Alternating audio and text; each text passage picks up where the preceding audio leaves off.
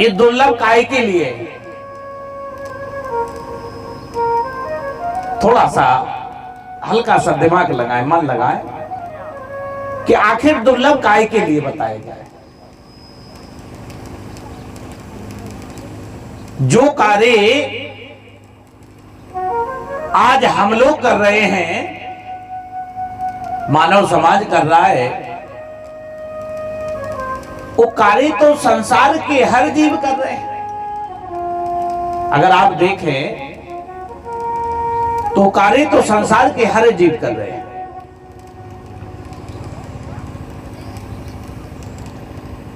अब आप कहोगे जी संसार के हर जीव कैसे कर रहे हैं? आपने दुर्लभ शरीर प्राप्त करके और केवल जो हर जीव कर रहा है, जानवर भी कर रहे हैं, वही कार्य कर रहे हैं, तो क्या दुर्लभ शरीर का फायदा उठाया? क्यों माताओं बहनों, बात पे गौर कर रहे हो ना? ये दुर्लभ शरीर जो मिला है, इसको क्या कहा? दुर्लभो मानसो देहो। ये मानव शरीर दुर्लभ है। अब दुर्लभ कब है?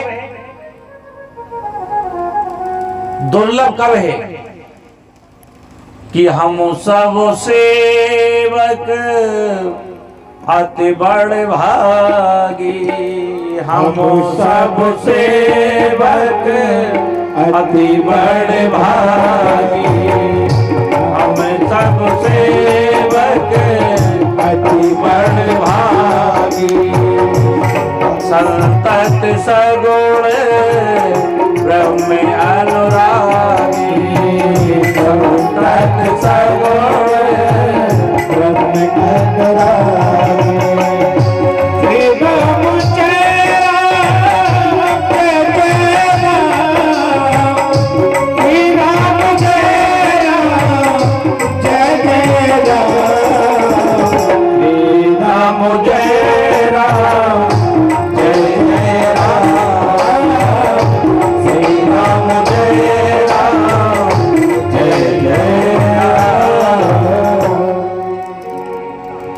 कि बड़भागी कब है?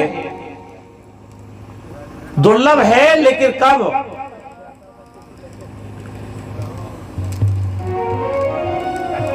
अगर मानव शरीर प्राप्त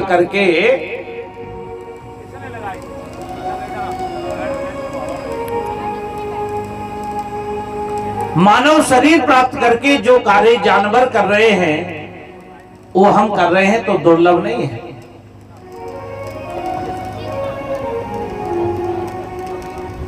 अब आप लोग विचार करें कि जानवर भी घर बना रहे हैं, मकान बना रहे हैं।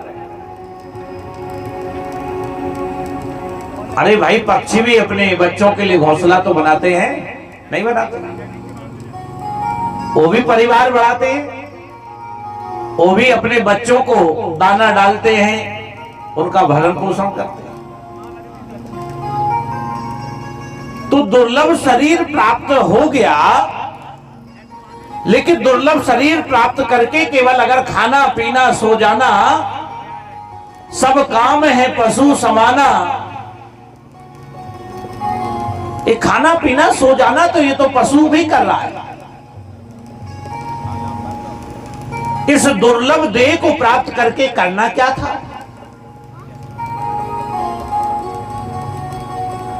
बात समझ में आ रही ना?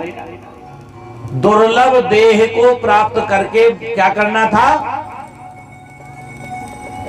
हम सब सेवक अति बड़भागी और संतत सगुण ब्रह्म अनुरागी। मानव शरीर प्राप्त करके हमें सगुण ब्रह्म के अनुरागी बनना था। जामवंत कह रहे हैं कि हम लोग भाग्यशाली, सब संसार के लोग भाग्यशाली नहीं है, क्योंकि हम लोग सगुण ब्रह्म के उपासक हैं। हम राम की सेना के सदस्य हैं, इसलिए हम लोग उपासक हैं। हम राम के सहयोग कर रहे हैं, हम राम के कार्य में लगे हुए हैं, इसलिए बड़भागी। हम सब सेवक अति बड़भागी और संतत सगुण ब्रह्म अनुरागी। मानव शरीर का लाभ तो तब है जब हम सगुण ब्रह्म के उपासक बन जाए।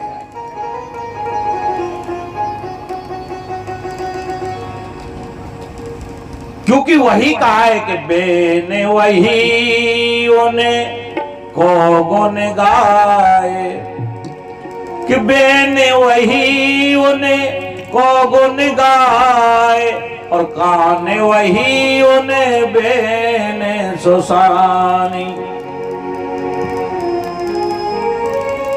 हाथ वही उन्हें गात सरे, अरु पाए वही जो वही अनु जानी,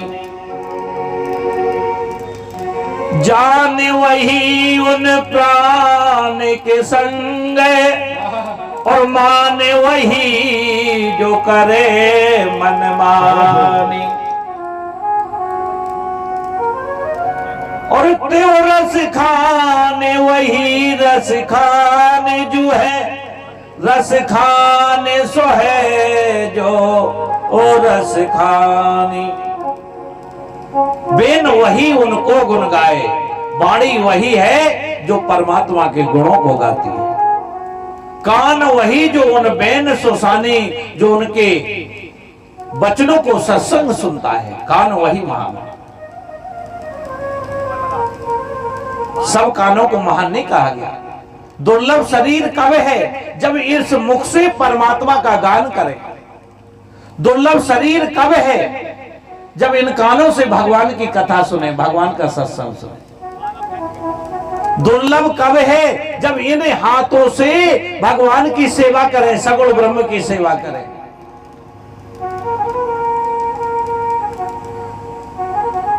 दुर्लभ कब है जब इनसे परमात्मा की आराधना करें, ध्यान करें। दुर्लभ तो तब है ना, शरीर मिलने के बाद भी अगर ऐसा कर्म हमने नहीं किया तो ये दुर्लभ नहीं बताएगा।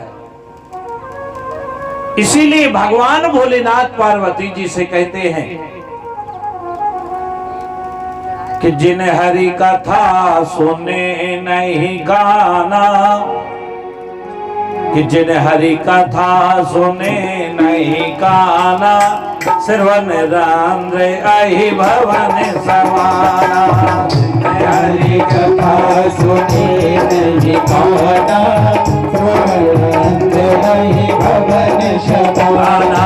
जिन हरि कथा सुने नहीं गाना, श्रवण रांद्र अहि भवन समाना। सभी लोग तालियों के साथ बोले, साथ में बोले। श्री राम जय राम जय जय राम, श्री राम जय राम जय जय राम, श्री राम जय राम जय जय राम, श्री राम जय राम जय जय राम। नए नए संत दरस नहीं देखा, लोचन मोर पंख कर लेगा। नहीं दरस संत नहीं देखा, लोचन मोर पंख कर लेगा। श्री राम जय राम जय जय राम, श्री राम जय राम जय जय राम, श्री राम जय राम जय जय राम, श्री राम जय राम जय जय राम। सिर कटो तुम रेशम तोला, जे नमत हरि गुरु पद बोला। श्री राम जय जय राम, श्री राम जय राम जय जय राम। जिन्हें हरि भगत हृदय नहीं आनी, जिन्हें हरि भगत हृदय नहीं आनी, जीवत सौ प्रमाण आनी। जिन्हें हरि भगत हृदय नहीं आनी, जीवत प्रमाण श्री राम जय राम जय जय राम, श्री राम जय राम जय जय राम। श्री राम जय राम जय जय राम, श्री राम जय राम जय जय राम, श्री राम जय राम जय जय राम, श्री